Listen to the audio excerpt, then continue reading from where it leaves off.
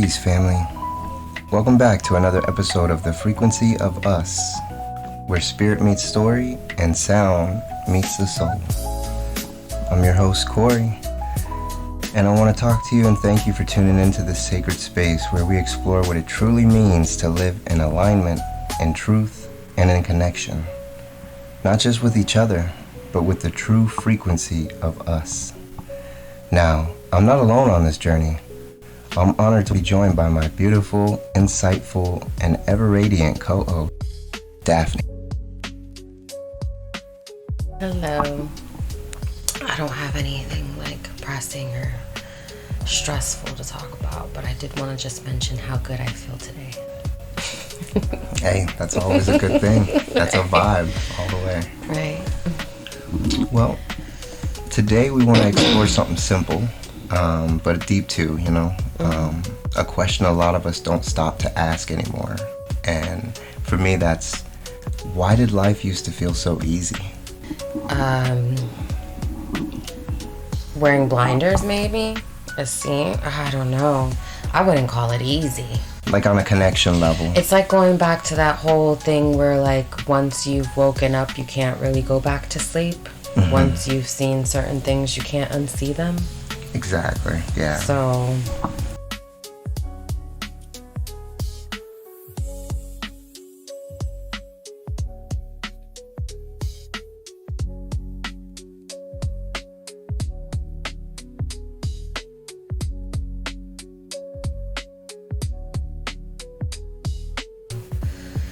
You remember being outside until the street lights came on as a kid, and then having to come inside, or what was it like for you when it was, as I say, easier from a child perspective?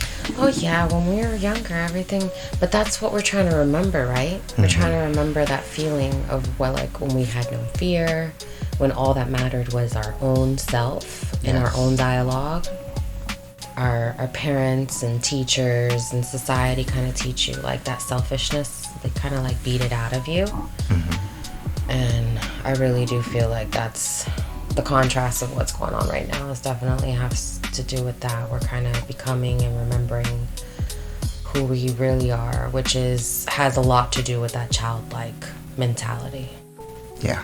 Of it just being so simple and clear and not really worrying about anything, just waking up and doing what feels good to you. Mm-hmm.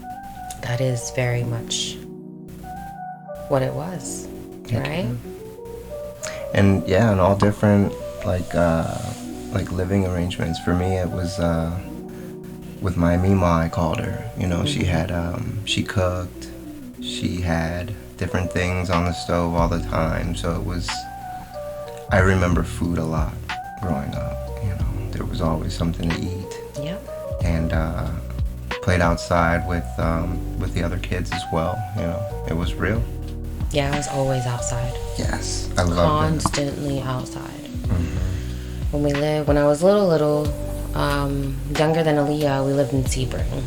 Okay. And that was clay dirt road. We were always outside.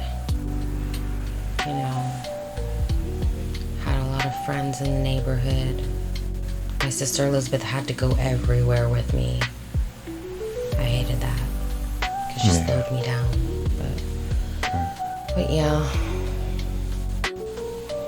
I am feeling that nostalgic feeling, especially in the summertime. Mm-hmm. It's getting a little hot right now, so we're gonna have to for sure turn the AC on a little bit.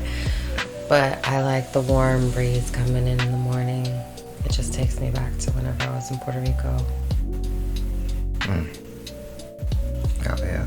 Mm-hmm. So I'm going to ask you, as the co-host of this show, Daphne, what do you think is the true frequency of us? Of us? As a collective.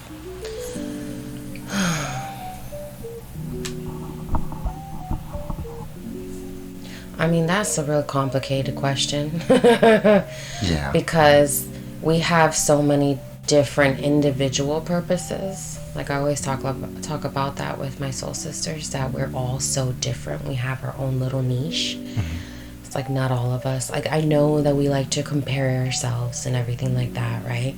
But then also we come together in unison and as in a whole.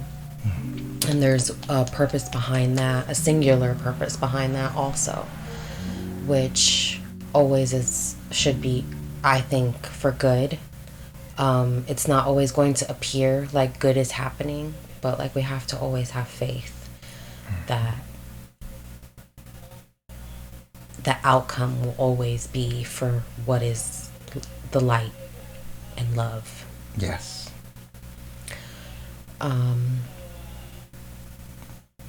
It seems like this world is getting worse to other people, but I have a different perspective than that.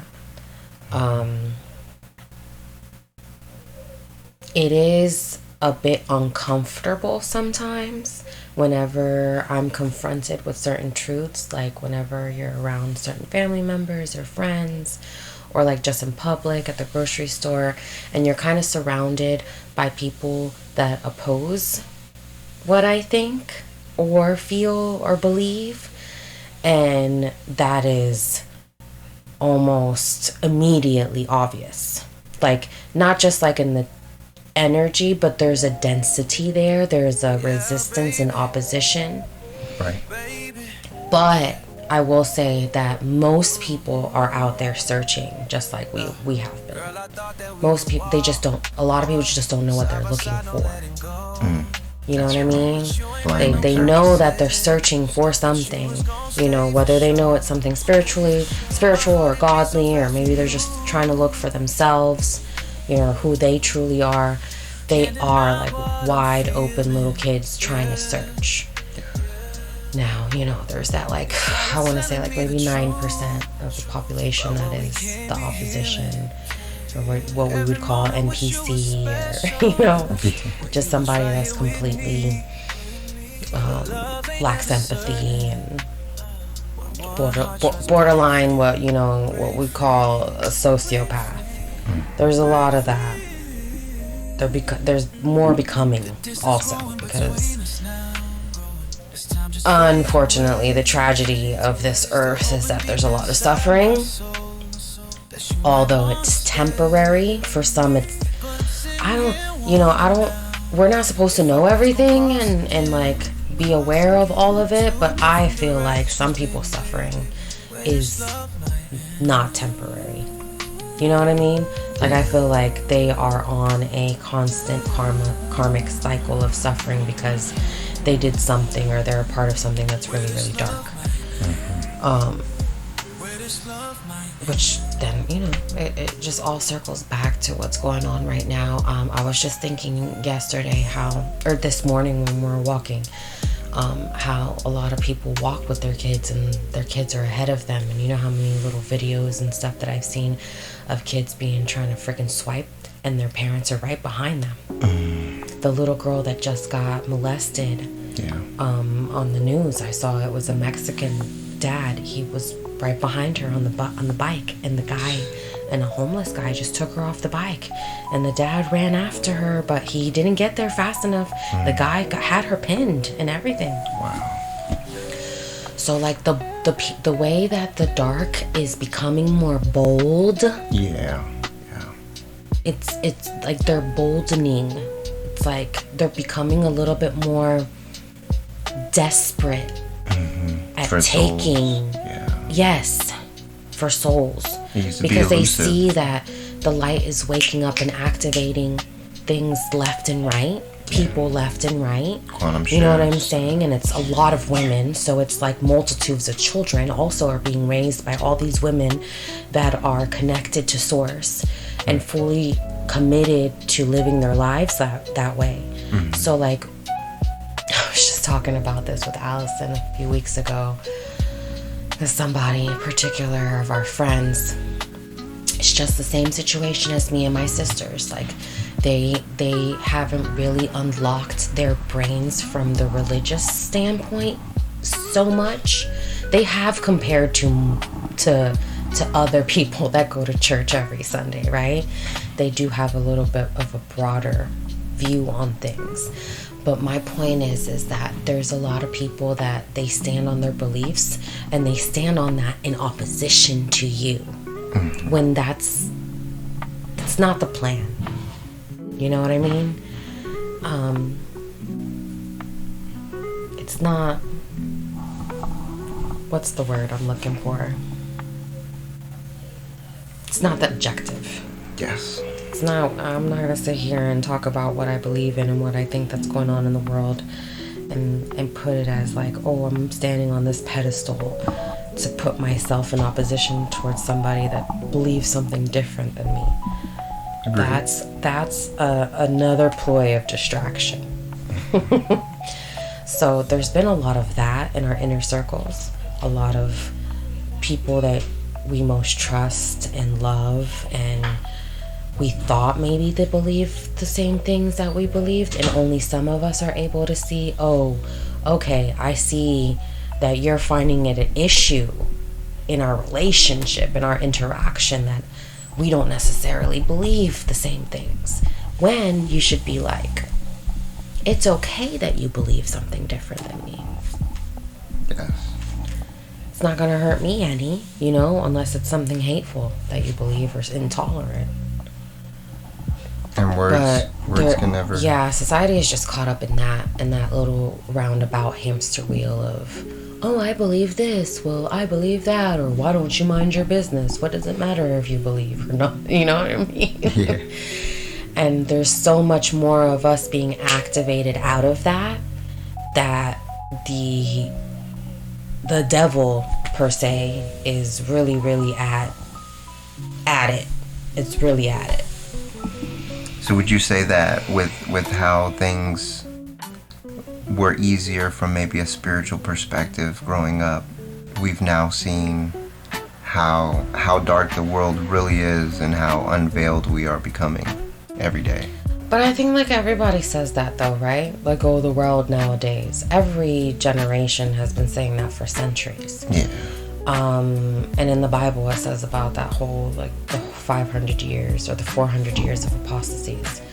Stuff like that. I think it's all relative. I think that it is a part of the agenda of the dark side to put so much emphasis and attention into time. You know what I mean? Yeah. And into what happens in that time versus it's just happening. Got you. So that's facts. Yeah. It's about how we move, how we show up, right? Mm-hmm. And I mean, if we're gonna exclaim it nowadays, we would say whether you're raising kids, creating art, holding space in your community, it all has to have an intention, right? Yeah, in a mirror. And the intention always, you have to be mindful of that intention and make sure that you're not creating from a space of hurt or trauma or bitterness, resentment, jealousy. I think there's enough of that frequency out there, right? Yeah. Not being real. Yeah. You know? Inauthenticity. There's a lot of that. Even in the most, righteous people. It's really, really hard nowadays to know what it is to be your authentic self, I think. Yeah.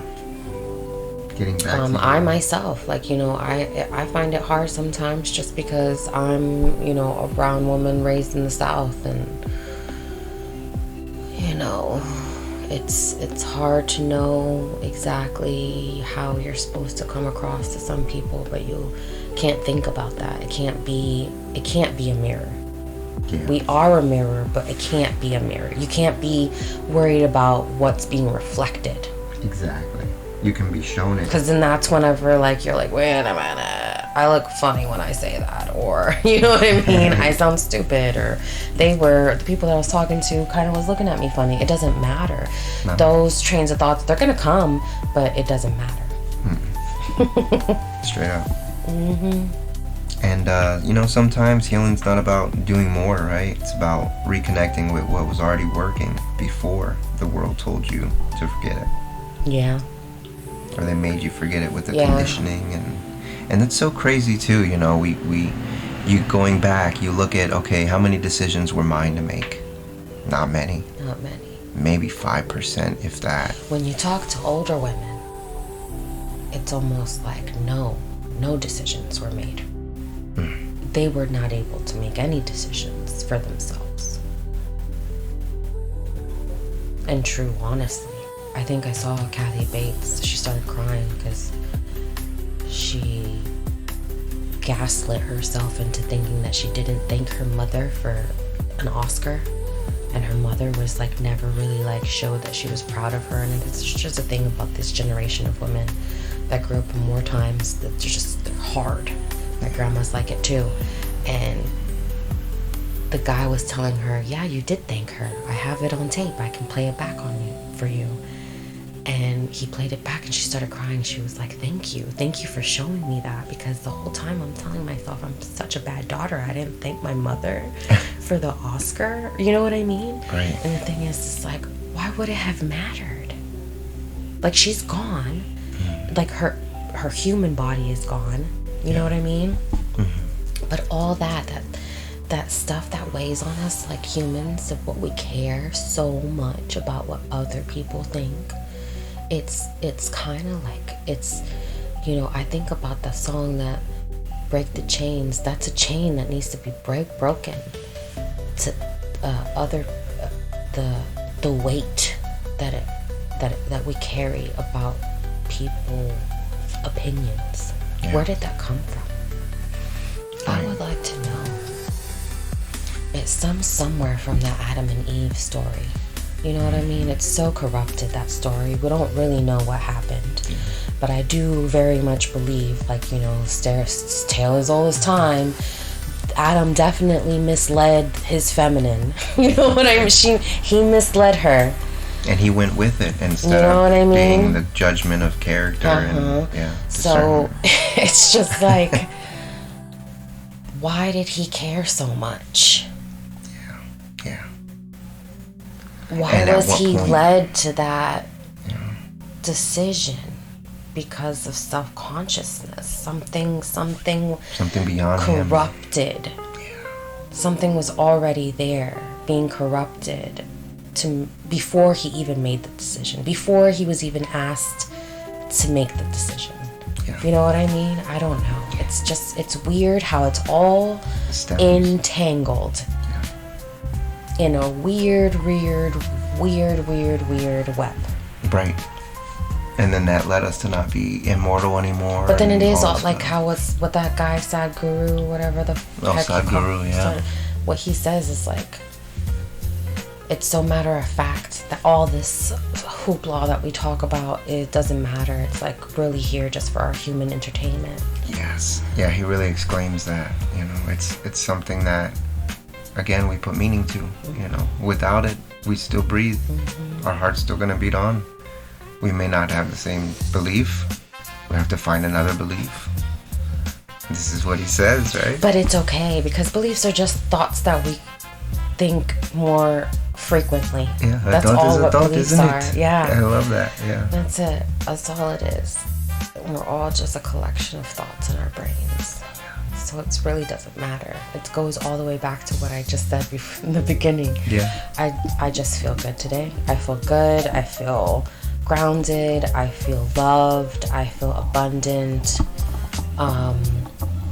Of course, because of the circumstances of life, sometimes the fear tries to creep in, right? Yeah. I've noticed that it starts off with a little doubt, because like your mind take you on it. I'm over analytical in my brain, so it doesn't matter. Anything can trigger a thought that will have me doubting my manifestations. Which, like Abraham says, creates a wobble, right? And there's some times where I'll be thinking so deep into thought, right, that I literally can feel the wobble that I'm creating by telling myself, no, I'm good, I'm provided for, everything is right, how it's supposed to be happening, and then I go into thinking of the details. But what about this, and what about that, and what about this, and what about that? And then I'm on the other side saying, nope, that's not valid. It doesn't matter. Just alone with me having that inner dialogue, I am creating such a freaking wobble in my frequency that you almost always manifest what you're fearful of, because that's more like not powerful, but that's it's where more the majority of energy it's what is going. you're used to. So that's more plausible.